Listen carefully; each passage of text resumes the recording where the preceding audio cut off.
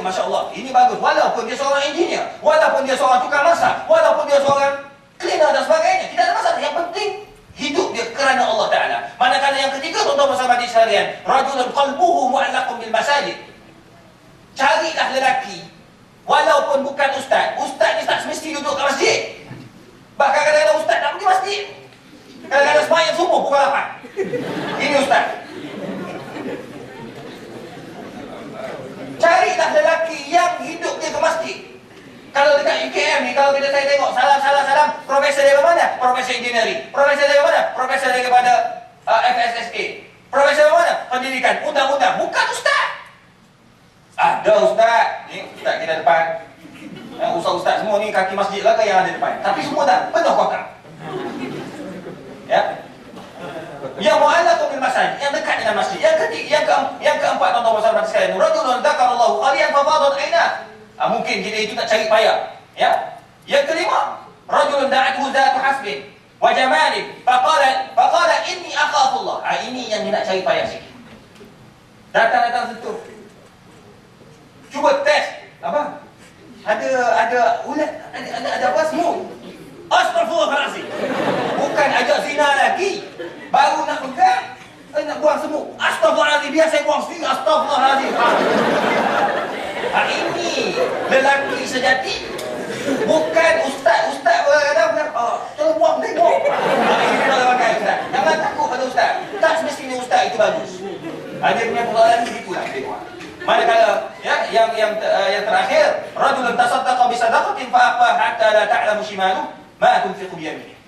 Iaitu golongan lelaki yang suka menderma. Itu pun kita boleh ambil sebagai suami. Ya, walaupun mereka itu bukan ustaz, tetapi apa yang kita nak tujuh ciri-ciri ini seakan-akan melambangkan kepada kita orang-orang yang boleh menjadi suami dan orang-orang perempuan yang boleh dijadikan isteri. Muslimin muslimat yang dirahmati Allah, cuba kita hayati bagaimana Nabi SAW menceritakan kepada kita bagaimana nak jadi seorang lelaki perempuan yang syumul. Dengan 7 perkara ini saja, sedangkan banyak lagi sifat-sifat lain. Dan insyaAllah kita akan bertemu pada pusingan yang seterusnya. Wallahu a'lam.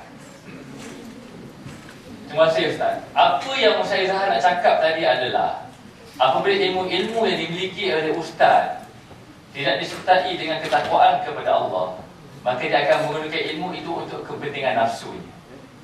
Dan apabila ilmu-ilmu tadi tidak difahami secara yang sepatutnya oleh perempuan, sehingga ia berasa risau di atas kedudukannya dengan lupa kepada Allah Ta'ala yang berkuasa untuk mengatur segala-galanya, maka di situlah timbulnya kerisauan yang tidak munasabah ke atas seorang perempuan.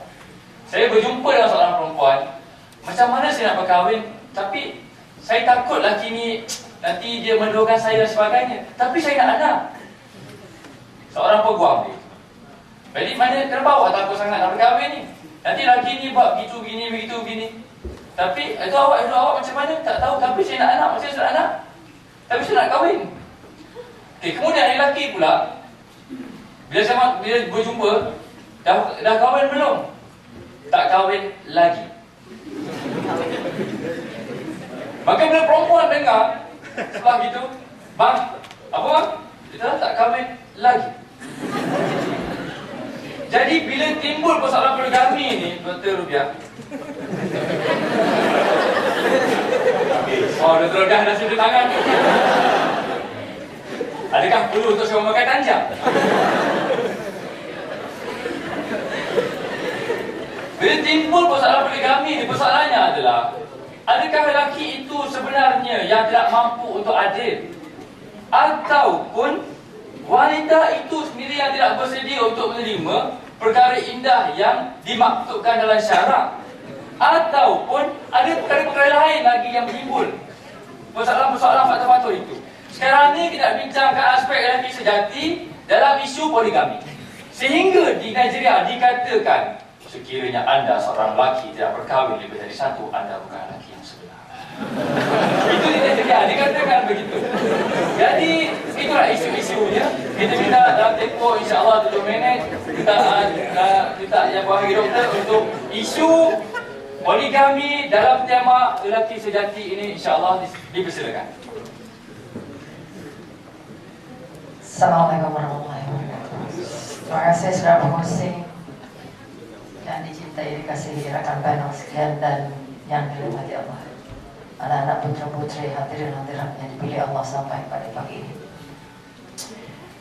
Kalau menyentuh tentang isu poligami bukan digalakkan tapi dibenarkan. Jangan silap faham. Dibenarkan bermakna dalam situasi tertentu. Ini semua nak belajar ujung jari semua. Mengapa syarat-syarat layak poligami? Pengalaman sebagai kaunselor. Ini di antara isu orang yang paling banyak datang ke klinik kaunseling saya yang berada di Shah Alam, klinik kaunseling keluarga. Apa yang menjadi persoalan kepada semua wanita yang sudah dipoligami atau yang akan dipoligami, yang sedang dipoligami? Mereka tidak marah kan soal kawin, tapi yang marah proses kawinnya bohong. Proses kawinnya Thailand, proses kawinnya Perlis, proses kawinnya tak ada surat nikah, proses kawinnya tidak istihar, proses kawinnya tidak diperkenalkan istri kedua dengan istri pertama. Paling memilukan dan memalukan, suami sentiasa berbohong bertahun-tahun. Karena pertama, suami tidak mahu mengistiharkan atas dasar apapun perkawinan itu. Ini yang jadi masalah. 99% suami yang berpoligami tidak mengistiharkan istrinya kepada istri pertama. Maka hidup berpura-pura bohong-bohong ini mengangkat keberkahan perkawinan itu sendiri. Kedua, mengapa lelaki? Bukan kerana lelaki tak mampu, tak tahu, tapi paling penting, lelaki tidak menghargai perkawinan itu. Bila tidak menghargai, bermakna dia bukan berkahwin kerana Allah, dan bukan juga dengan memenuhi syarat-syarat yang disenaraikan oleh agama untuk berpoligami. Rata-rata, kalau saya tunjuk contoh, tempat 7 minit terlalu kejam waktu yang diberikan. Sehingga seorang peguam datang, saya tak pernah terfikir, terancam apapun untuk berpoligami. Tiba-tiba, wow, datang seorang ejen insurans, tolonglah beli saya ini, tak ada dapat bonus, tak dapat itu, tak dapat ini. Kali pertama dia datang, saya tak mau beli insurans. Kali kedua dia datang, saya tak mau beli insurans. Kali ketiga datang, bukan beli insurans sahaja, tapi apa? Orang-orangnya sekali beli. Maka sekali lagi dalam istilah ini, ramai lelaki yang berpoligami membuat alasan, saya berpoligami bukan sebab saya nak dia, tapi dia nak saya. Ini alasan murah, alasan yang memilukan. Seolah-olah akhirnya berjalanlah konsep. Beritahu pada isteri pertama, jangan susah hati, nafkahnya tetap sama, duitnya tetap ada, pendapatannya tetap cukup. Kerana isteri kedua saya bukan nak duit saya, dia nak saya je. Kerana isteri keduanya itu lebih mahal gajinya dari dia. Isteri kedua itu membekalkan semua yang dia perlu. Ini diterima oleh lelaki kerana tidak memahami konsep yang namanya tadi kepimpinan, konsep yang namanya tadi kamu pelindung, kamu pembimbing, kamu pengajar kepada perempuan tadi. Sebab itu semua lelaki dan perempuan harus hafal masak surah An-Nisa dan surah Al-Imran untuk membangun kepahlawanan ini. Maka bila kita kata, mengapa wanita tidak mahu dipoligami? Ini fitrahnya, ini kekuatannya. Tetapi kalau itu takdir, balik kepada takdir, kita harus mengambil kira rukun iman yang keberapa?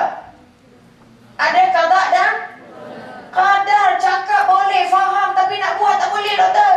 Tak tahulah. Saya tahu dia boleh, tapi tak tahulah. Kerana cinta Allahnya jauh kering daripada cinta-cinta dunia. Mencintai suami jauh dan bezanya daripada mencintai Allah. Saya doktor bukan tak boleh terima dia kahwin, tapi saya tak boleh tak teringat dia. Dah kena lenyek, kena tunjang, kena berdarah, kena pijak, kena tolak kereta, kena tolak dan tingkap, kena kunci dalam rumah. Kena lenyek macam lempeng. Tak tahu doktor, saya tak boleh lupa dia.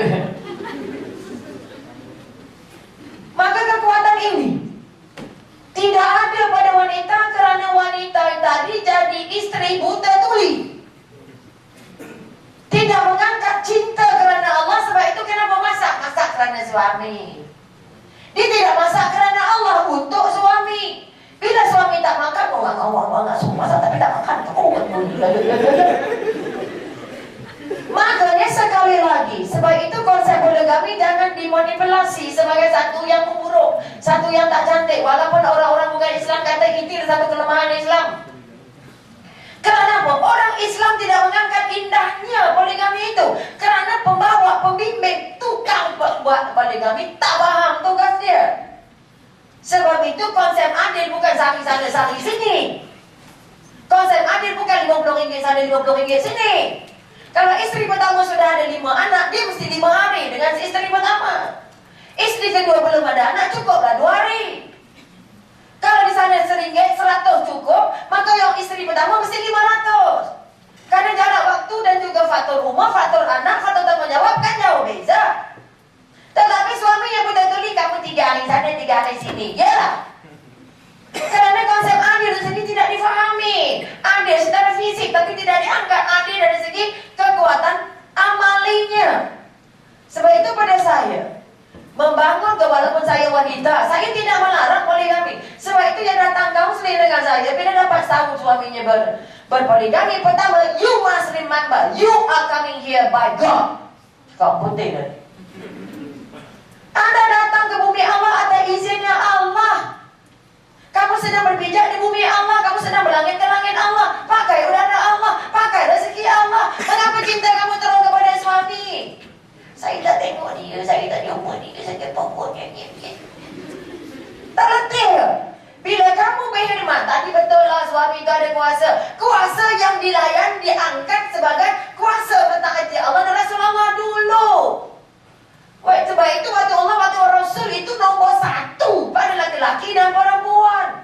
Sebab itu diwajibkan laki-laki dan perempuan tambah ilmu, tuntut ilmu. Wajib tu. Maka kita nak bangun kekuatan.